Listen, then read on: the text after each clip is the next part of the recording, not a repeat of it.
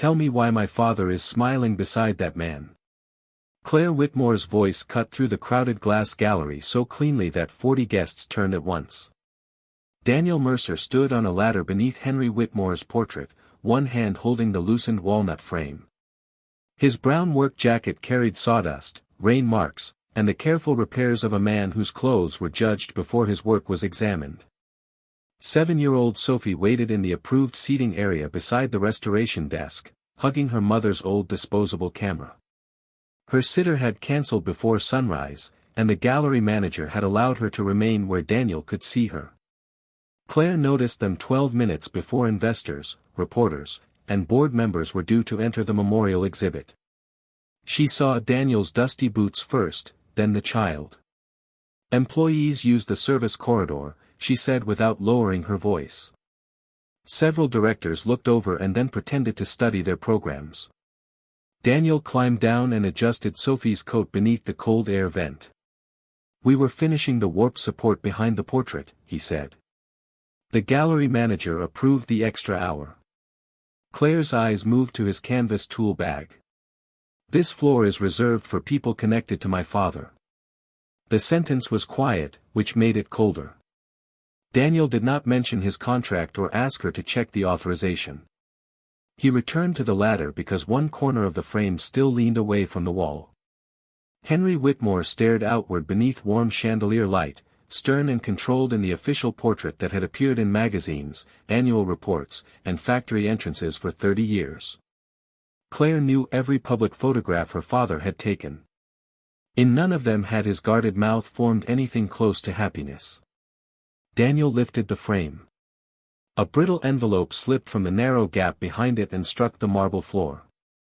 Sophie saw it first. She picked it up and carried it to Claire with both hands. Henry's sharp handwriting crossed the back, but no name appeared on the front. Grant Holloway, standing near the champagne table, stopped smiling. Claire opened the envelope. A single photograph slid into her palm. It showed a damaged industrial workshop and 12 exhausted employees beneath emergency lights. Henry stood among them with his sleeves rolled and one hand across the shoulders of a much younger Daniel. Her father was smiling. Not the narrow expression he used for donors. A real smile, open and almost relieved. Claire stared until the conversations around her disappeared. She turned the photograph over. One sentence had been written across the back. To the son I should have protected. Claire looked from the words to Daniel, the man she had just ordered out of a room built to honor her father. Grant stepped forward. That image should be secured before someone misrepresents it. Claire had not asked his opinion. Daniel did not reach for the photograph. He packed his tools, took Sophie's hand, and walked toward the service corridor.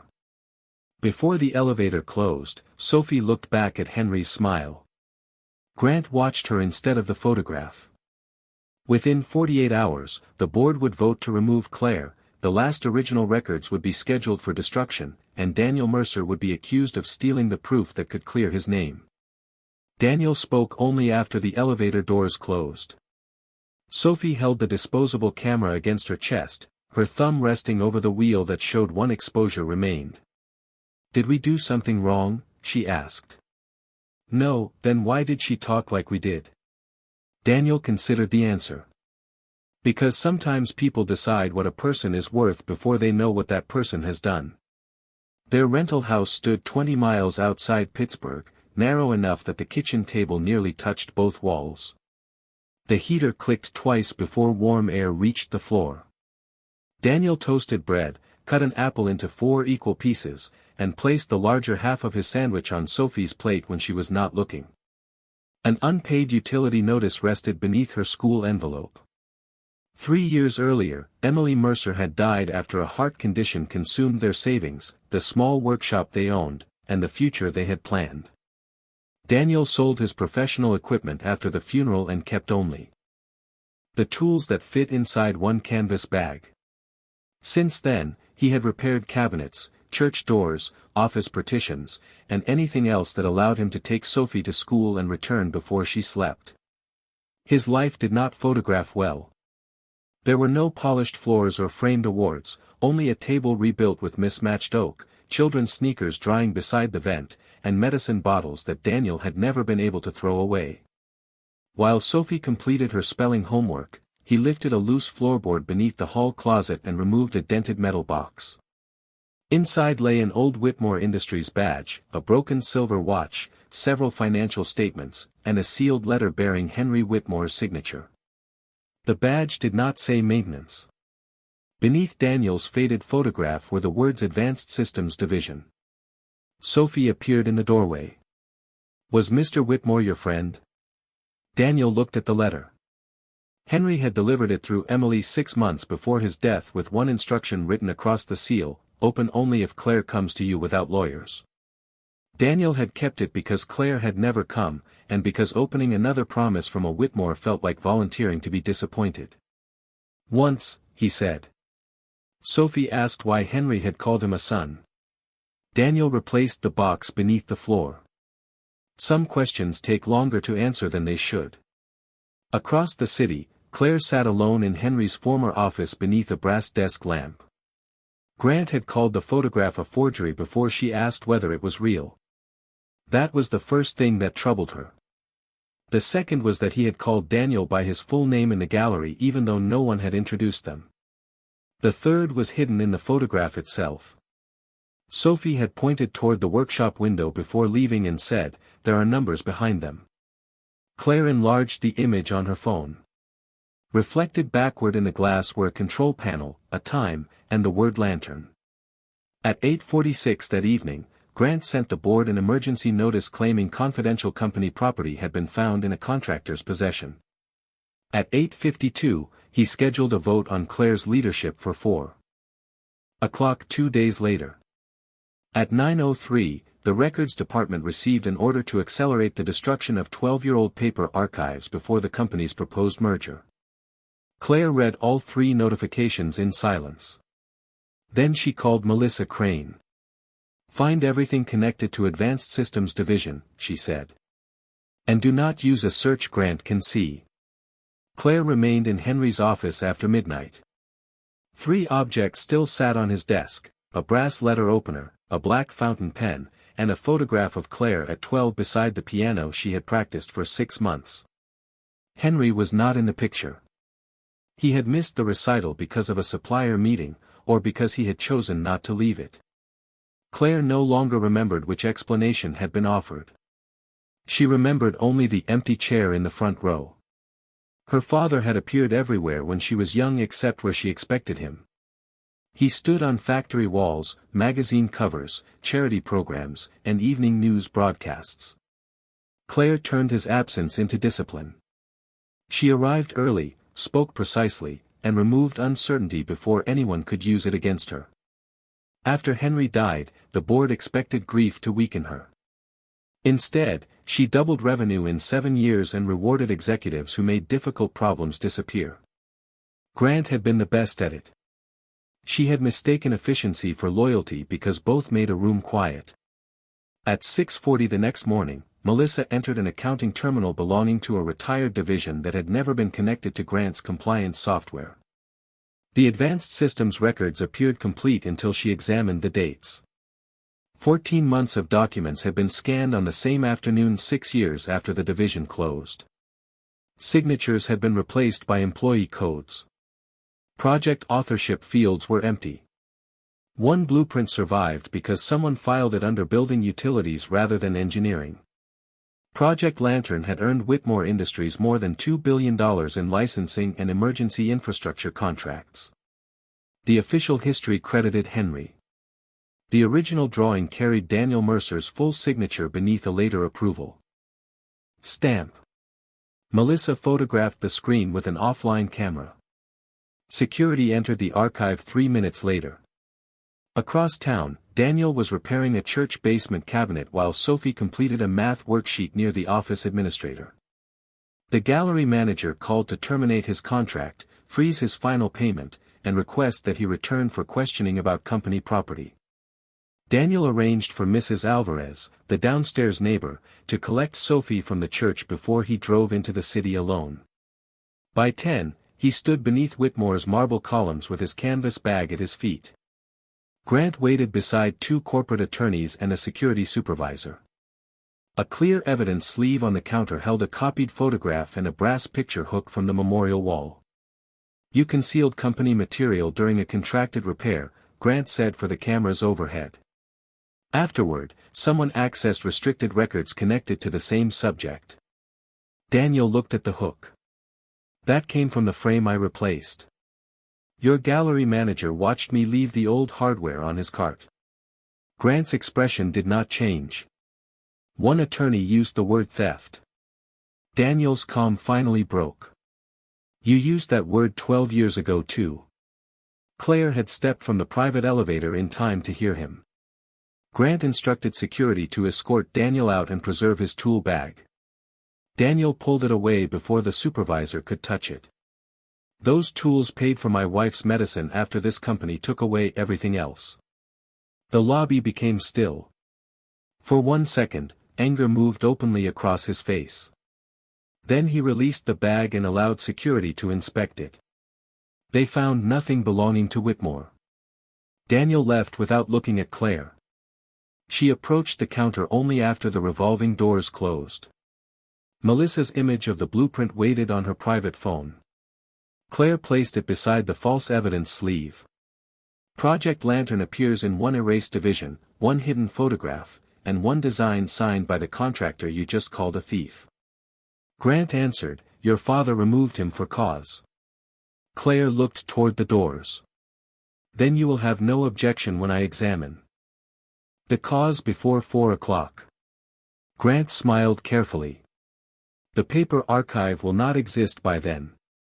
Records consolidation begins at noon tomorrow." At 11:15 that morning, Claire drove north through rain toward Lake Erie. Ruth Caldwell lived in a modest assisted living community where bare branches pressed against the windows. She had served as Henry's private secretary for 26 years and refused every interview after his death. Ruth looked at Claire's face, then at the photograph in her hand. "I wondered how long Grant could keep that hidden," she said. Claire remained standing. "Who was Daniel Mercer?" "The best engineer your father ever hired." Daniel had joined Whitmore at 22 with no connections beyond a professor's recommendation. He saw failures before senior teams admitted they existed. Henry began inviting him to early meetings and private design sessions. 12 years earlier, the North manufacturing plant developed instability in its cooling network. Daniel warned that the backup power system could not support an emergency shutdown. Grant, then chief financial officer, delayed replacement because the expense would break debt conditions tied to the company's credit line. Daniel designed Project Lantern after hours, using modular generators and manual relays that could operate when the central software failed. One winter night, the primary cooling system collapsed during production. More than 200 employees were evacuated. 12 workers remained with Henry to shut down the final line. Daniel activated Lantern, entered the plant, and kept the controls alive until every person walked out. The photograph was taken after all 12 names had been confirmed safe. Henry smiled because Daniel had saved the workers, the company, and him. Then why was Daniel blamed? Claire asked. Ruth explained that Grant altered the incident report to make Daniel's unauthorized system appear responsible for the failure. The board faced a choice between admitting that senior leadership ignored safety warnings or placing responsibility on a young engineer with no powerful allies. If the banks withdrew support that weekend, 2 plants would close and 3,000 workers would lose their jobs before Christmas. Daniel accepted blame on one condition: the company would create a relief fund for affected families and restore his name when its financing stabilized. Henry agreed. Stability returned. Courage did not. Your father kept postponing the truth, Ruth said. Grant made postponement profitable. Years later, Emily Mercer audited the relief fund and found money disappearing into consulting companies with no employees. Grant ended her contract and health coverage before she could complete the report. Henry learned part of the truth only after his health declined and Grant controlled what reached him. Ruth opened a drawer and removed a darkened brass key. Henry kept original records in the executive archive. Grant told everyone the room was destroyed during renovation. Claire told her the archive was scheduled for consolidation at noon the following day. Ruth's hand tightened around the key. That is not consolidation. The merger agreement protects the buyer from liabilities disclosed after the vote. Grant needs the evidence gone before the board removes you. Claire finally Saturday, why did my father leave the photograph behind his own portrait? Because he was too ashamed to display it and too afraid to destroy it. Ruth placed the key in Claire's hand. Do not make his mistake and call delay responsibility. Before Claire left, Ruth added one warning. The archive contained only half the proof. Henry had placed the access instructions for the remaining evidence in a letter delivered to Daniel. He believed Daniel would open it when you arrived without the company standing behind you. Claire looked at the rain-darkened parking lot where her driver would normally have waited. She had come alone. Claire reached Daniel's house shortly after 7 that evening, without an assistant, a lawyer, or the black sedan that usually announced her arrival. Rain gathered along the narrow porch gutter. Daniel opened the door wearing a gray work shirt with one sleeve rolled higher than the other. Sophie was at the kitchen table arranging spelling cards beside a glass of milk. Claire removed her heels before stepping across a strip of unfinished floor. Daniel noticed but said nothing. She placed Ruth's key and Henry's photograph on the table. I know what happened at the North Plant, she said. You know what people admitted after it happened. Daniel checked Sophie's homework before putting water on the stove. Claire saw the patched cabinet doors, the utility notice turned face down beneath a grocery receipt, and Emily's medicine bottles above the sink. Why did you accept the blame? Daniel's jaw tightened. Henry had offered him money, stock, and a senior title after the board closed its investigation. Daniel refused. If the truth surfaced that weekend, thousands of workers would lose their paychecks. He asked Henry to use the money for the families instead.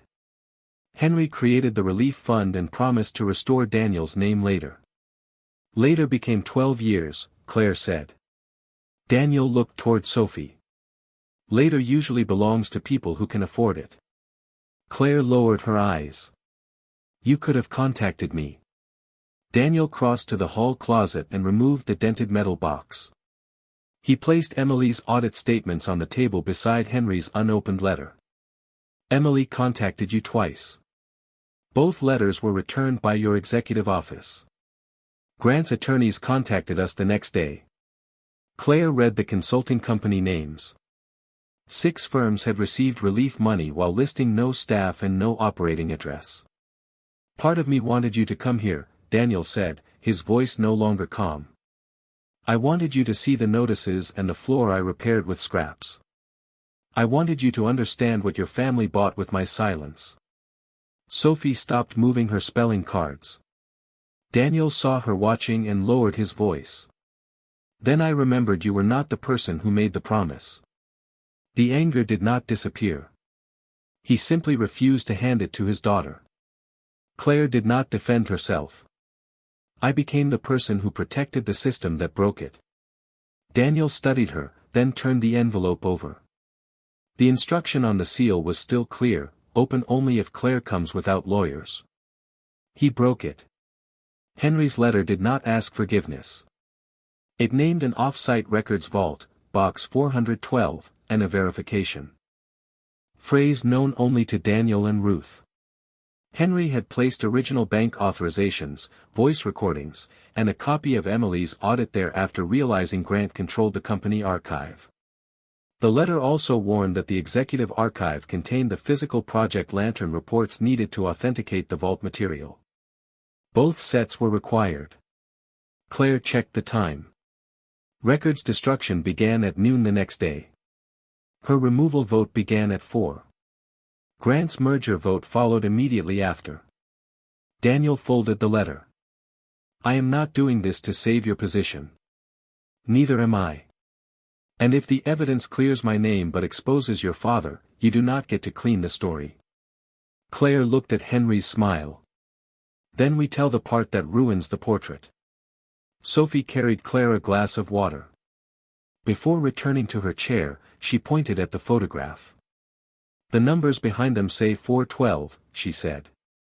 Daniel took a magnifying glass from his tool bag. Reflected in the workshop window were the date, the time, and the active lantern control board. The photograph had documented the system operating after Grant claimed it caused the shutdown. Claire called Melissa. "Preserve the archive," she said. "We have until noon." Grant moved first. By 8 the next morning, a business reporter had published a story claiming Daniel was using a forged photograph and a grieving child to pressure Whitmore Industries. Melissa was suspended for unauthorized access. Daniel's name was placed on every security list. The board chair informed Claire that Grant already held enough proxy votes to remove her unless she produced independently verifiable evidence before 4. At 9:20, record staff began moving shredding containers toward the original executive floor, 2 hours ahead of schedule. Grant described the change as protection against theft. Claire recognized the method because she had rewarded it for years: create urgency, control the language, and make resistance appear irresponsible. Ruth entered through the public lobby while Daniel left Sophie safely with Mrs. Alvarez. Melissa used an old facilities badge to bring them to the 42nd floor, but the elevators stopped responding before they reached it. Grant had revoked every credential connected to Claire's office. They climbed 3 flights through the service stairs. Behind walnut paneling in Henry's former conference room, Ruth found a keyhole hidden beneath a brass trim plate. The darkened key opened a narrow archive that did not appear on the building plans. Inside were paper ledgers, original safety reports, and Project Lantern blueprints carrying Daniel's full signature. Melissa photographed each document with an offline camera. At 10:07, thunder shook the windows. The storm that had followed Claire from Lake Erie reached Pittsburgh, and the building's main power failed. Emergency lights flashed once and died on the executive floor. The record staff outside began shouting that the magnetic archive doors had locked. Daniel listened to the walls. The backup system is waiting for a software command that cannot reach it. He removed a panel beside the oldest cabinet. Beneath the dust were manual relays labeled in his handwriting. Project Lantern had been expanded into the tower years after his dismissal, then credited to Henry. Daniel turned the 3rd relay. A low mechanical hum traveled upward through the building. Red emergency lights came alive, followed by ventilation and the release of the doors. Lantern was still protecting the company that had erased its creator. Security entered moments later carrying a legal order signed by Grant to seal all disputed records. Claire read it carefully. Grant had authority to preserve the archive, not destroy it. Then preserve it, she said. In front of federal auditors. The order Grant designed to remove the documents from Claire's hands now prevented the shredding team from touching them. For the first time that morning, his efficiency worked against him. Melissa sealed the originals with timestamps and witness signatures. Daniel and Ruth drove to the off-site vault while Claire remained to stop the board from beginning its vote early. Box 412 contained Henry's full recording, original bank authorizations, and Emily's final audit. One recurring payment connected all 6 consulting companies: office rent. Paid to a property trust controlled by Grant Holloway's brother. Another authorization transferred relief money directly from Grant's executive account before the shell companies existed. Grant had hidden the theft beneath layers of paperwork, but he had built the first layer before he learned how carefully Emily would look. At 2:30, Daniel returned with the sealed vault records. Claire met him outside the boardroom. "Grant has offered the directors immunity from the merger buyer if they vote against me," she said.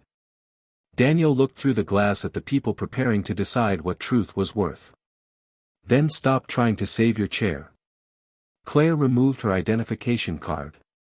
"I already have." The board meeting began at 4 with Grant seated at the head of the long walnut table.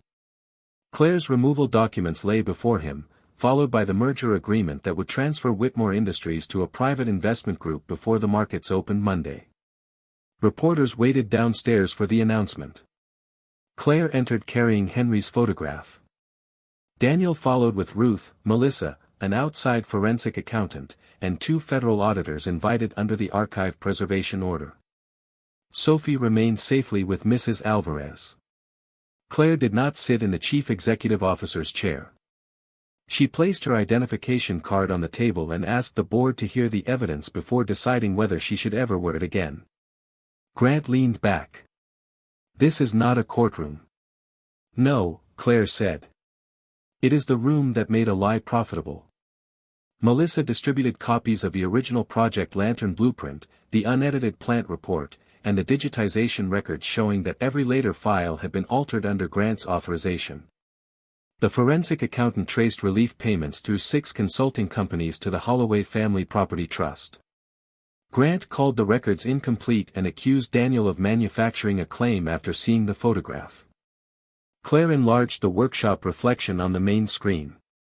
The date, 4/12 time-stamp, and active lantern status matched independent utility logs preserved by the city. The photograph could not have been staged years later, and the system was operating after the official report claimed Daniel's design had caused the failure. Grant recovered quickly. He produced a settlement bearing Daniel's signature and stated that Daniel had accepted responsibility in exchange for compensation. Daniel looked at the page. "That is my signature," he said. Several directors shifted. Grant smiled for the first time. Daniel continued. "It released the company from my employment claim. It did not transfer my design, admit sabotage, or authorize you to steal from the relief fund." The missing second page, preserved in box 412, contained those exact limitations. Grant had circulated only the first. Claire pressed play on Henry's recording. Her father's tired voice filled the boardroom. He named Daniel as Project Lantern's designer, admitted that Grant altered the incident report, and confessed that he signed it because the board threatened thousands of jobs. He described the relief fund, Emily's audit, and his own failure to act before Grant isolated him. "Daniel saved 12 workers, this company, and my life," Henry said. "I rewarded him by allowing men with better titles to erase his name." Nothing in his voice requested forgiveness. It only left evidence. Grant stood. A dead man's guilt does not establish present theft. The federal auditor opened the original bank authorization bearing Grant's secure signature. Grant called it administrative delegation. Then the accountant displayed the property trust, the rent transfers, and a message in which Grant instructed his brother to keep the consulting offices vacant until after the merger. The room became quiet. Grant turned toward Daniel. "You accepted the arrangement because you wanted the company to survive." Daniel's control finally broke. "I accepted blame because 3,000 families did not deserve to lose Christmas over your decision." His hand tightened against the table. "There were nights after Emily died when I wanted this building empty. I wanted every Whitmore name taken off every wall so someone in your offices would understand what losing everything felt like." Claire did not look away. Daniel breathed once and continued. "But those workers did not steal from my family. You did. I will not punish them to become the kind of man you already are." Claire turned Henry's photograph toward the board and read the 12 workers' names aloud. After the final name, she said, "Yesterday I judged Daniel by the poverty this company helped create. My father delayed the truth to protect Whitmore. I protected the people who made problems disappear.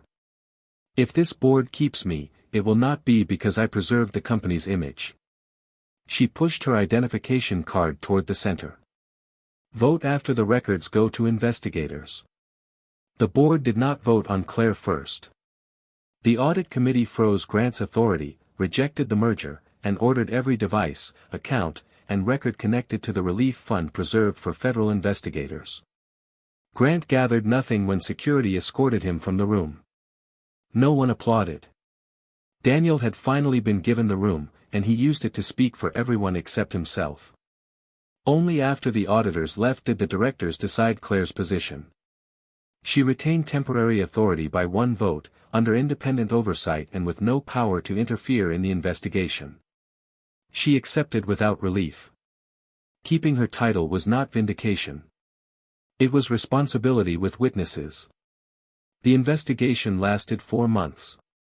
Prosecutors charged Grant with fraud, falsifying corporate records, obstruction, and conspiracy connected to the proposed merger. Whitmore recovered most of the stolen relief money and added interest from its own reserves.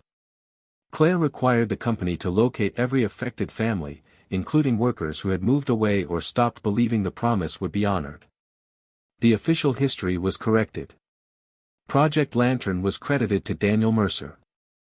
Henry Whitmore was identified as the executive sponsor who benefited from the invention, protected the company, and failed to protect its creator. Public Relations proposed removing the final clause. Claire refused. If we remove the failure, we remove the reason it must not happen again.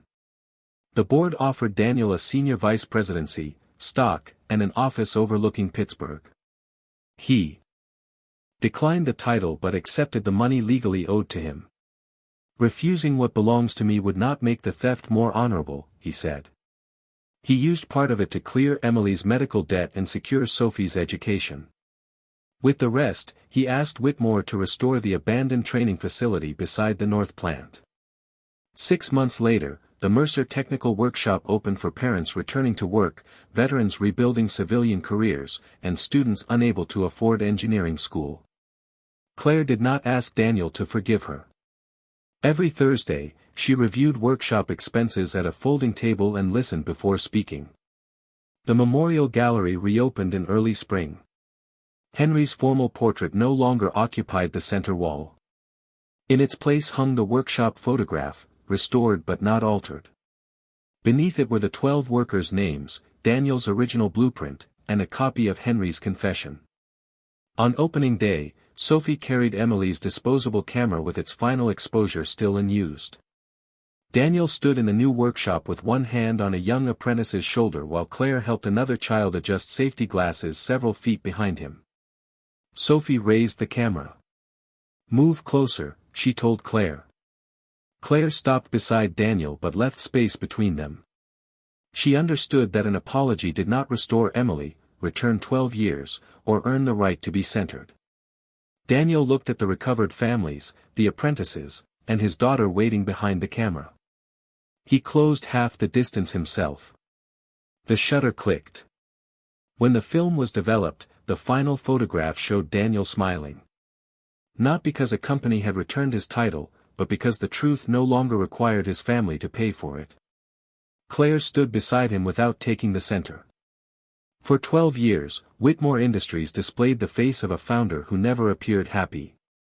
It took one poor single father, a forgotten photograph, and a child's final frame to reveal the difference between protecting a name and protecting a person.